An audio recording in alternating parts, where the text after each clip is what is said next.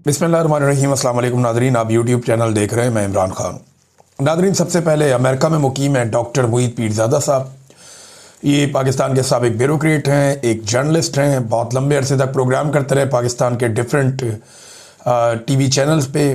उसके अलावा एक पॉलिटिकल कमेंटेटर हैं और अभी जो है वो पाकिस्तान से बाहर मुकीम है। और वजह वही है जिस वजह से बहुत सारे और पाकिस्तानी जर्नलिस्ट या लोग पाकिस्तान से बाहर रहने पर मजबूर हैं कि पाकिस्तान में उनके लिए जो है वो ज़मीन तंग की गई है। तो मुईद पीरज़ादा साहब के घर में रात गए अचानक से आग भड़क उठी और ये पुरस्रार तौर पे आग लगी है। वो ये बताते हैं कि वो अपने कुछ दोस्तों के साथ कहीं पे डिनर पे थे। उनकी वाइफ जो है वो बरतानिया में है, ख़ुद वो अमेरिका में रहते हैं। और उनकी बेटी की कॉल आई कि घर में गैराज में आग लग गई और फौरी तौर पे बच्चों ने 911 पे भी कॉल कर दिया। अभी तक आग लगने की वजह समझ नहीं आई, लेकिन एक चीज़ मैं आपको बताऊं कि थोड़े दिन पहले शहजाद अकबर साहब ने ये बताया था और इसको स्कॉटलैंड यार्ड इस वक्त इसकी तहकीकात भी कर रही है मामले की कि उनके घर में तोड़फोड़ के अलावा आग लगाने की कोशिश की गई है। और उससे पहले शहजाद अकबर साहब पे एक फ़िज़िकल अटैक भी उनके घर के दरवाजे पे एक शख्स ने अंदर दाखिल होकर किया। तो अगर आप इन चीज़ों को प्लस माइनस करें तो ये डॉक्टर मुईद पीरज़ादा कई मरतबा ये कह चुके हैं कि उनकी अपनी जान ख़तरे में है। वो कई मरतबा ख़तरे का इजहार भी कर चुके हैं और वो बरमला अक्सर ये कहते रहते हैं कि उन्हें लगता है कि उनकी जान को ख़तरा है या उनके पीछे पड़े हुए हैं लोग या उन्हें इस किस्म के पैगामात दिए जा रहे हैं। तो डॉक्टर मुईद पीरज़ादा साहब के साथ हमारी हमदर्दियाँ हैं। और अभी क्योंकि पुलिस इस मामले को इन्वेस्टिगेट कर रही है, डॉक्टर साहब ने ख़ुद भी कहा कि वो नहीं चाहते कि कोई ऐसी बात करें जिससे कोई स्पेकुलेशंस हो, बल्कि वो ये कह रहे हैं कि ज़रा मामले को देखते हैं गहराई से। और जब पुलिस इन्वेस्टिगेट करेगी, पुलिस का और जो फायर ब्रिगेड का रिस्पांस था वो बहुत अच्छा था। इसमें डॉक्टर साहब ने तारीफ़ भी की। वहाँ अमेरिका में आपको पता है वो सुपर पावर है, उन्होंने अपना निज़ाम अपने इदारे तो अपने लिए बहुत शानदार बनाए हुए हैं और मुईद पीरज़ादा साहब एक अच्छे इलाके में भी रहते हैं। बहरहाल अभी देखते हैं इस मामले में क्या होता है, लेकिन जब तक कोई नतीजा नहीं निकलता इसके ऊपर हम कोई बात नहीं कर सकते। लेकिन ये ख़तरा तो बदस्तूर मौजूद है। थोड़े दिन पहले डॉक्टर मुईद पीरज़ादा उन लोगों में से एक हैं जिन्हें 85 साल तक की सज़ा सुनाई गई थी। ये रद्दी की टोकरी में जाएगी, लेकिन बड़ी अफसोसनाक हरकत है जो पाकिस्तान के अंदर की गई। साबिर शाकिर भाई हैं, मुईद पीरज़ादा साहब हैं, वजाहत सईद साहब हैं, 2 रिटायर मिलिट्री ऑफिसर्स हैं। तो इन सबको सज़ाएँ सुनाई गई हैं। अब नाजरीन पाकिस्तान में आए तो जो सबसे बड़ा इवेंट होने जा रहा है अब तक जो दिखाई दे रहा है, एक तो स्ट्रीट मूवमेंट में पाकिस्तान तहरीक-ए-इंसाफ कोशिशें कर रही है। वो ज़ोर लगा रहे हैं कि कुछ ना कुछ करके जो स्ट्रीट मूवमेंट है वो मोमेंटम पकड़े। और इसके लिए मुख्तलिफ इलाकों में, खैबर पख्तूनख्वा में, बलूचिस्तान में, सिंध में मूवमेंट हो रही है। पंजाब में सुहेल अफरीदी का चक्कर लगाने के बाद कुछ मूवमेंट में बेहतरी आई है और उसके बाद आलिया हमजा साहिबा ने और दीगर लोगों ने मकामी सतह के ऊपर अवामी तहरीक शुरू करने के लिए जो स्ट्रीट मूवमेंट है जो चलनी है उसके लिए उन्होंने मोमेंटम बनाना शुरू किया है। लेकिन वो मोमेंटम जो 2024 में पाकिस्तान तहरीक-ए-इंसाफ के पास था वो अभी तक पाकिस्तान तहरीक-ए-इंसाफ के पास नहीं है। जो मौका उस वक्त अली अमीन गंडापुर साहब को मिला था उसका आधा मौका भी अभी सुहेल अफरीदी साहब को नहीं मिला।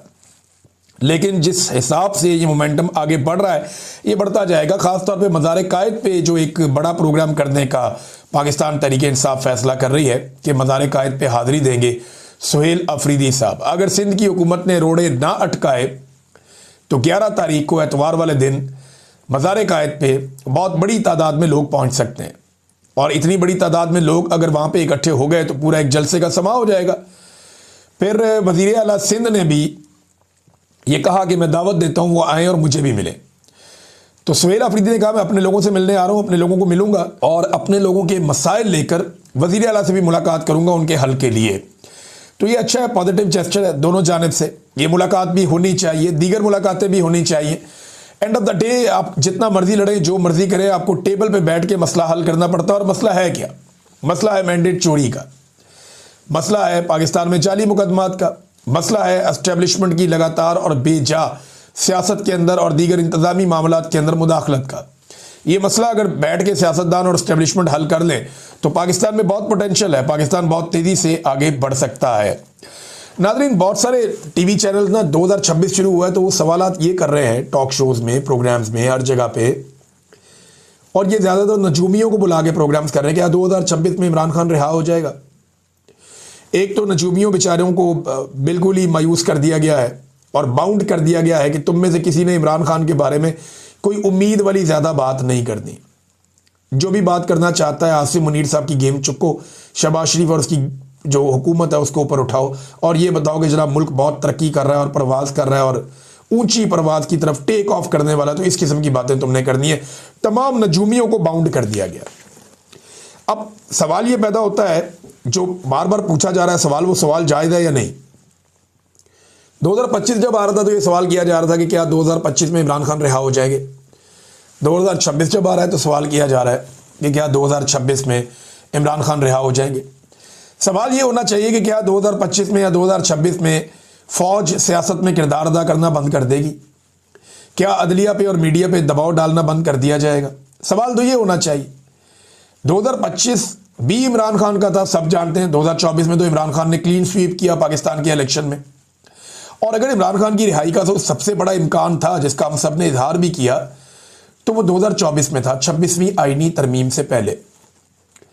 इमरान खान साहब की रिहाई का सबसे बड़ा इम्कान आज से 1.5 साल पहले था, क्योंकि देखें ना 2024 का इलेक्शन इमरान खान जीत गए थे, मैंडेट उनका था, चोरी कर लिया गया था, एक इंटरनेशनल और अंदरूनी दबाव था बहुत बड़ा उस वक्त हुकूमत के ऊपर।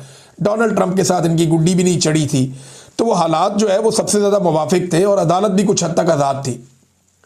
तो ये उम्मीद की जा रही थी कि 2024 के इख्तिताम तक इमरान खान साहब रिहा हो जाएंगे, और ये बज़ाहिर दिखाई भी दे रहा था। बहुत सारे जर्नलिस्ट, बहुत सारे वकला ये बात कर रहे थे, बल्कि तारीखें दे रहे थे, और हम ये खबरें भी आपको बता रहे थे, फलां ये कह रहा है, फलां ये कह रहा है, फलां ने ये दावा किया है।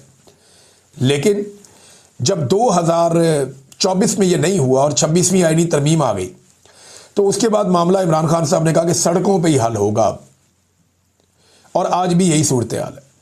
अवाम ही फैसला करेगी। जब तक अवाम लाठी अपने हाथ में नहीं थाम लेती तब तक ये भैंस अवाम के कंट्रोल में नहीं आएगी।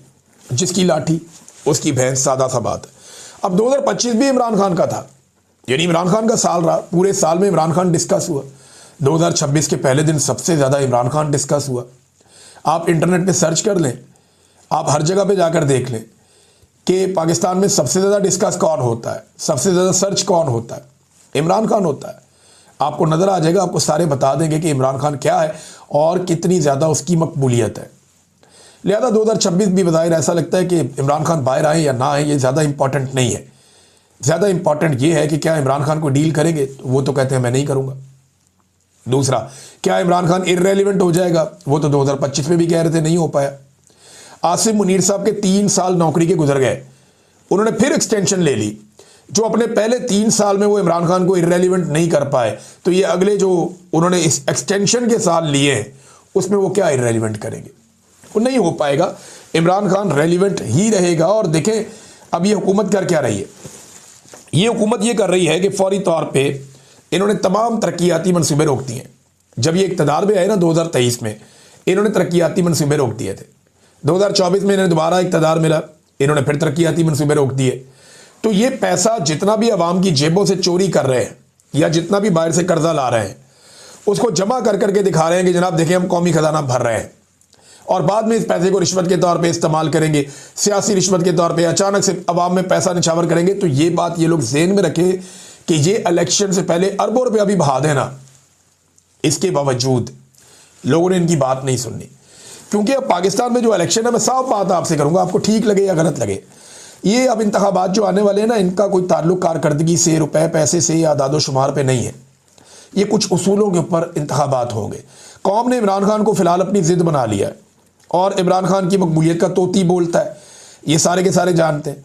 अब हुकूमत ने एक जाली आदादो शुमार का एक डाटा जारी कर दिया है और इसमें मुल्की मुआशी तरक्की दिखा रहे हैं, GDP की ग्रोथ दिखा रहे हैं, ज़रूरी पैदावार कह रहे हैं बढ़ गई है। हालांकि पाकिस्तान में इतना बदतरीन सैलाब आया, सारे किसान कह रहे हैं हमारी तो फसलें ही तबाह हो गई, इनकी ज़रूरी पैदावार कहाँ बढ़ गई, किसी और मुल्क में बढ़ गई है। कहते जी सनती पैदावार बढ़ गई है। पाकिस्तान के जितने बड़े बड़े सनती यूनिट हैं उनमें से 200 के करीब बंद हो चुके हैं। मल्टीनेशनल कंपनियां पाकिस्तान छोड़ के जा रही हैं, ये कह रहे हैं सनती पैदावार बढ़ गई है। भी सनती पैदावार कैसे बढ़ सकती है? डेटा जो आ रहा है वो ये बता रहा है लगातार कि पाकिस्तान का जो तजारती खसारा है वो बढ़ रहा है। ये कहते हैं नहीं जी हमारा खसारा कम हो रहा है। अच्छा, जितने भी मईशतदार हैं ना वो सर पकड़ के बैठ गए कि हुकूमती आदादोशुमार जो हुकूमत जारी कर रही है जाली, ये डाटा जो है ये काबिल फहम ही नहीं है। यानी कोई दिमाग वाला आदमी उसको समझ ही नहीं आती कि ये डाटा कुछ और दिखा रहे हैं, मार्केट के हालात कुछ और है, पाकिस्तान किसी और तरफ जा रहा है, इनका डाटा पाकिस्तान को कुछ और दिखा रहा है। ये इसहाक डार साहब की, शहबाज शरीफ साहब की, नून लीग की ये पुरानी खामी है, और ये इनकी पुरानी एक खामी है, अपने आप को ये क्वालिटी समझते हैं कि ये जाली डाटा जारी कर देते हैं। इस तरह की हरकतों और जालसाजियों की वजह से माजी में इनके खिलाफ जो है वो काफ़ी आलमी सतह पे भी आवाज़ें उठ चुकी है। मुझे लगता है ये दोबारा फंस जाएंगे, जाली डाटा दे दे के दोबारा ये वही हरकत करेंगे। कैसर बंगाली साहब जो हैं वो बड़े सीनियर एनालिस्ट हैं, हुकूमतों के अंदर रहे हैं, तर्जुमान रहे हैं, बहुत सारी बातें वो, यानी जो इकोनॉमिस्ट हैं ना बड़े बड़े पाकिस्तान के, उनमें से एक कैसर बंगाली साहब है। मैं इनको कई दफ़ा मिला हूँ, मैंने इनका इंटरव्यू भी किया है। ये उन चंद लोगों में से है जो पाकिस्तान की इकोनॉमी को डे वन से समझते हैं।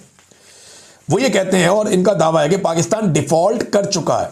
हम कर्जा लेते हैं कर्जा वापस करने के लिए, यानी जो मुल्क कर्जा ले और कर्जा वापस ना कर सके वो डिफॉल्ट होता है। एक्चुअली डिफॉल्ट कहते हैं किसे, कि एक बंदे ने कर्जा लिया, अब उसमें कर्जा वापस करने की सलाहियत नहीं है तो वो अपने आप को दिवालिया डिक्लेयर कर देता है, ये है जी डिफॉल्ट।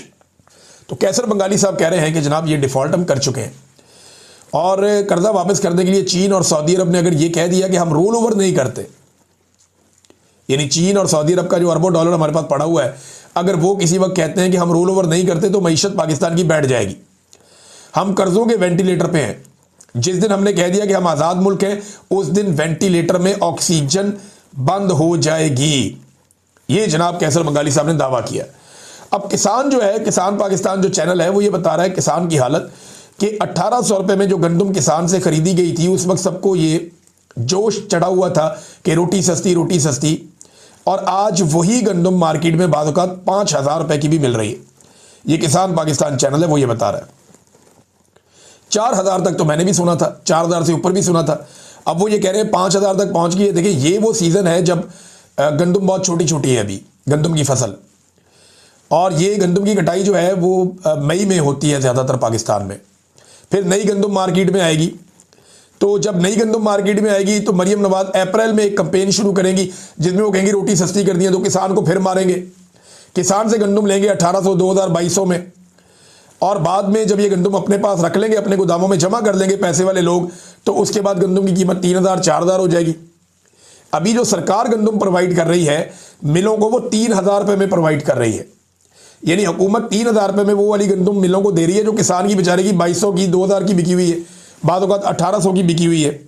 तो किसान को इन्होंने फ़ायदा नहीं दिया, सारा का सारा फ़ायदा इन्होंने दिया मिडलमैन को, ताकतवर पैसे वालों को, सरमायादारों को। अब नाज़रीन, इस वक्त जो ईरान के अंदर एक सूरत हाल है वो मैं आपके सामने रखता हूँ, लेकिन पहले इमरान खान की मकबूलियत की बात कर रहे थे। सरकारी सरपरस्ती में एक कवाली नाइट होती है वॉल्ड सिटी के अंदर, वहाँ पे बहुत सारे ख़ानदान जमा हो जाते हैं, ख़वातीन भी हैं, और बड़ी शौक़ से ये लोग कवालियाँ सुनते हैं। कवाल थे फराद अहमद खान साहब। अब वहाँ फरमाइश शुरू हो गई, प्रोग्राम सरकारी सरपरस्ती में था, फरमाइश शुरू हो गई जी वो गाना गाओ कैदी नंबर 804 वाला, वो जिसके बोल हैं जेल अडियाला कैदी 804 होवे वो नकदा कोका। तो जनाब उन्होंने कहा जी, लोगों ने आवाज़ लगाना शुरू कर दी, गाना गाओ। वो फरमाइश के ऊपर वो कवाल बेचारे जो है उन्होंने वो गाना गा दिया, उनके ऊपर पर्चा हो गया दहशतगर्दी का। अब वो जो कवाल है फराद अहमद खान साहब, उन पर मुकदमा हो गया, और तीन जो कोई 2-3 वॉल सिटी के कोई बंदे हैं वो भी अफसर कोई मुअत्तल हो गए हैं। आप अंदाज़ा करें कि एक गाने से, इमरान खान के जिक्र से इनकी टांगें इतनी कांप जाती हैं, तो ये उसका मुकाबला इलेक्शन में करेंगे, मुमकिन नहीं है। अब नाज़रीन, ईरान के अंदर मुजाहरे जो है वो शिद्दत इख्तियार कर गए हैं, 40 शहरों तक मुजाहरे फैल गए हैं। अब तक 12 अफराद की जान चली गई है ईरान में। ये क्यों हो रहा है? देखिए, हमारे बहुत सारे दोस्त जो हैं वो ईरान के मौजूदा रिजीम को बहुत पसंद करते हैं, फ़िरका वारियत का मामला भी है। ईरान में दूसरी हुकूमत भी कोई आएगी तो वो उसी फ़िरके की आएगी, लेकिन जो ईरान की मौजूदा हुकूमत है वो अवाम को रिलीफ देने में कामयाब नहीं हो सकी। आलमी सतह पर ईरान पर लगातार पाबंदियाँ, उसकी वजह यह है कि इसराइल के साथ ईरान का एक फड्डा है और अमेरिका के साथ उनका एक फड्डा है, और आलमी सतह पर उन्हें पाबंदियों का सामना। उन पाबंदियों की वजह से ईरान की मईशत गिरती जा रही है। अमेरिका का बड़ा पुराना एक ख्वाब भी है कि ईरान में रजीम चेंज ऑपरेशन हो जाए, लेकिन अमेरिका जमीन पे उतर के नहीं कर सकता। ये जब भी खड़े होंगे ईरान के अवाम खड़े होंगे।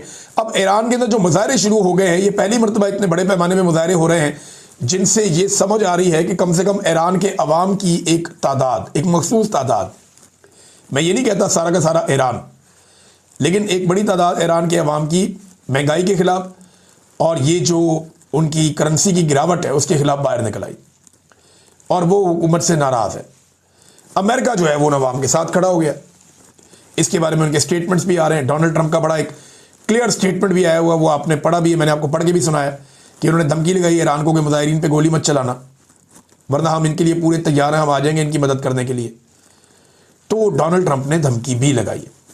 अब पाकिस्तान का प्रॉब्लम यह है कि पाकिस्तान के इर्द गिर्द हर तरफ पाकिस्तान के इर्द गिर्द रजीम चेंज भी हो रहे हैं, अवामी इनकलाब भी आ रहे हैं और पाकिस्तान के अंदर बार बार एक दस्तक देती है अवामी तहरीक, लेकिन वो अपने आप को इनकलाब में कन्वर्ट नहीं कर पा रही। हाँ, ये ज़रूर था कि 8 फरवरी 2024 को पाकिस्तान में एक शानदार इनकलाब आया था। पाकिस्तान की मिलिट्री एस्टेब्लिशमेंट को पाकिस्तान की अवाम ने नाको चने चबवा दिए थे। आसिम मुनीर साहब अपनी पूरी ताकत के बावजूद अपने सारे सियासी साथियों के साथ मिलकर भी इलेक्शन में अवाम के हाथों बदतरीन शिकस्त खा गए थे और ये शिकस्त नस्लों तक याद रखी जाएगी। लेकिन अभी मैं आपको बताता हूं अगले इलेक्शन में क्या होना है। ये 8 फरवरी 2024 के इलेक्शन से लेकर अब तक 1 करोड़ नया वोटर बन चुका है। ये जो 1 करोड़ नया वोटर बना है, ये किसको वोट डालेगा? आप सारे जानते हैं। ये एस्टेब्लिशमेंट के साथ तो नहीं है, एस्टेब्लिशमेंट के खिलाफ है। ये वोटर कौन है? ये जेन जी है, जेन जी। ये जेन जी है, ये वो नौजवान हैं जो सन 2000 के एड़े गेड़े में पैदा हुए। तो ये जो जेन जी है ना, अब इनकी बारी है और ये सारे के सारे खड़े हुए हैं इस वक्त एंटी एस्टेब्लिशमेंट होके। तो ये तो जहां पे जिस जमात को या जिस ग्रोह को फौज सपोर्ट करेगी उसके खिलाफ वोट डालेंगे। ये पीएमएलएन और पीपल्स पार्टी के साथ नहीं जाएंगे, ये इमरान खान के साथ जाएंगे। वो इमरान खान को अपना लीडर समझते हैं। और ये जेन जी है, इसने नाक में दम किया हुआ है। अभी आने वाले वक्त में 1 साल आपका और गुजरेगा, 50 लाख और वोटर आ जाएगा। अभी 2-4 साल आप गुजरने दें, जेन अल्फा तैयार हो रही है। ये जो जनरेशन अल्फा है ना, ये जिस वक्त आपके सामने आएगी वो बहुत लीथल है, आपको लग पता जाएगा। हमारे बच्चों को बड़ा होने दीजिए, वो आपको बताएंगे कि लड़ाई लड़ते कैसे और बयानियां बनाते कैसे हैं। वो आपकी सियासत लपेट के आपको वापस दे देगी और सबका किबला दुरुस्त कर देगी। ये जेन जी और जेन अल्फा, इनके हाथ में जब चीजें आएंगी ना, तो फिर फैसला साज फैसले नहीं कर पाएंगे। फिर ये आपसे मनवा लेंगे जो इन्होंने मनवाना होगा। ये मैं अच्छी तरह जानता हूं और मैं ये देख भी रहा हूं। मैंने बच्चों के तेवर देखे हैं। आज प्राइमरी स्कूल के अंदर जाके आप आवाज लगाएं, आपको पता चलेगा कि प्राइमरी स्कूल के बच्चे आज कहां खड़े हैं। नाज़रीन, आईएमएफ से कर्जा लेने वाले ममालिक की फहरिस्त में पाकिस्तान 4थे नंबर पर आ गया दुनिया में। यानी वो ममालिक जो आईएमएफ से बहुत बड़े बड़े कर्जे ले चुके हैं, उनमें पाकिस्तान 4थे नंबर पे है, जबकि भारत दुनिया की सबसे बड़ी मईशतों की जो फहरिस्त है उसमें 4थे नंबर पे आ गया। आप देखें ना, एक ही साथ आज़ाद हुए दोनों मुल्क। पाकिस्तान के पास वसाइल बहुत ज़्यादा हैं, भारत के पास भी है। तो भारत जो है वो दुनिया की 4थी बड़ी मईशत बन गया और पाकिस्तान जो है वो आईएमएफ का 4था सबसे बड़ा मकरूज बन गया। फर्क क्या? भारत में मार्शल लॉ नहीं लगते, भारत में मिलिट्री एस्टेब्लिशमेंट उनकी सियासत के अंदर मुदाखलत नहीं करती। चीन की मिसाल ले लेना, हमने असल में निज़ाम दिखाया कुछ, चलाया कुछ, जमहूरियत दिखा के डिक्टेटरशिप चलाते रहे। तो दोगला निज़ाम कभी भी नहीं चलता जिसकी ख्वाजा आसिफ तारीफें करते। आपको या डिक्टेटरशिप लानी है तो पूरी डिक्टेटरशिप लाके चलानी है, आपको अगर जमहूरियत लानी है तो पूरी जमहूरियत लाके चलानी है। ये दोगले निज़ाम नहीं चलते होते। पाकिस्तान इसीलिए मार खा गया। आप देखें ना, चाइना के अंदर जो सिस्टम है उसको लोग डिक्टेटरशिप समझते हैं, 1 पार्टी सिस्टम। लेकिन चाइना 1949 में आज़ाद हुआ, उसके 50 करोड़ लोग उस वक्त गरीब थे।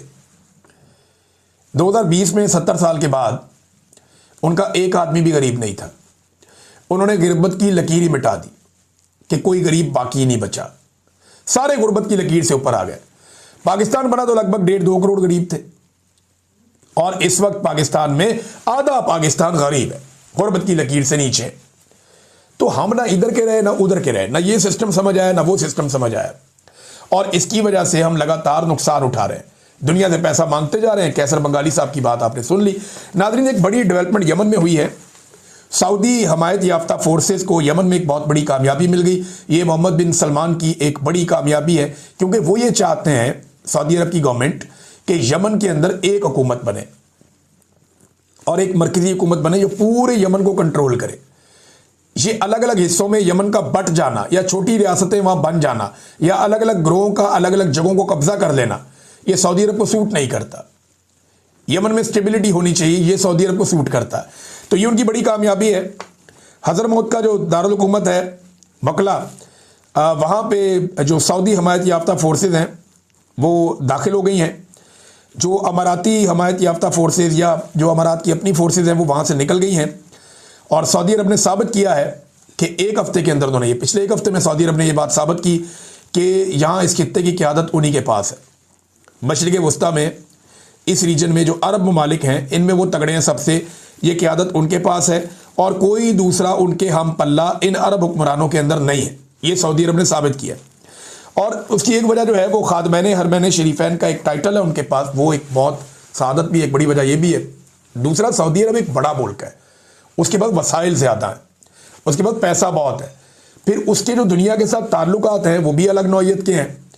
लिहाजा सऊदी अरब ने एक मरतबा फिर, और दूसरा जो बाकी ममालिक हैं वहाँ पे अरब ममालिक, उनके सऊदी अरब के साथ जो ताल्लुकात हैं वो बाकी आपस में उनके नहीं हैं, तो सऊदी अरब की तरफ सारे देखते हैं। तो ये उनकी एक बड़ी कामयाबी है। नाज़रीन, आखिर में एक बड़ा इंटरेस्टिंग मैंने क्लिप देखा एसार राणा साहब का। एसार राणा साहब ना एक प्रोफेसर की तरह समझाते हैं, बाद वक़्त बड़ा मज़ा आता है। इफ्तिखार अहमद साहब आप सारे जानते हैं, जंग और जियो ग्रुप के नून लीग के लिए इनकी हमायत ज़रा ज़्यादा होती है। वो खुद कहते हैं नवाज शरीफ मेरा दोस्त है, भाई है, तो उन्हें ओहदे शोदे भी देते रहे नून लीग के हुक्मरान यहाँ पंजाब के अंदर। तो उन्होंने कहा जनाब कि मुल्क चल रहा है, इदारे चल रहे हैं, इफ्तिखार अहमद साहब ने कहा। तो एसार राणा साहब ने बड़े आराम से उनको जवाब दिया कि मैं यहाँ से बाहर निकल के इफ्तिखार की गाड़ी चोरी करके ले जाता हूँ, जब ये लेने आएंगे तो मैं इन्हें कहूँगा गाड़ी चल रही है, ये देखो आप क्यों लेने आ गए हैं। मैं इनके घर पे कब्जा कर लेता हूँ जाके, ये जब कब्जा छुड़वाने के लिए आए या कब्जा वापस लेने के लिए आए तो मैं इन्हें कहूँगा देखो लाइटें भी चल रही हैं, पंखे भी चल रहे हैं, क्यों आ गए हो वापस लेने के लिए अपना घर। तो ये हुकूमत बनी कब्जे से है, ये चल कैसे रही है ये बहुत बात की बात है। पहली बात ये है कि ये कब्जा छूटना चाहिए बस। अब तक के लिए इतनी, अपना ख्याल रखिएगा, अपने चैनल का भी। अल्लाह हाफ़िज़।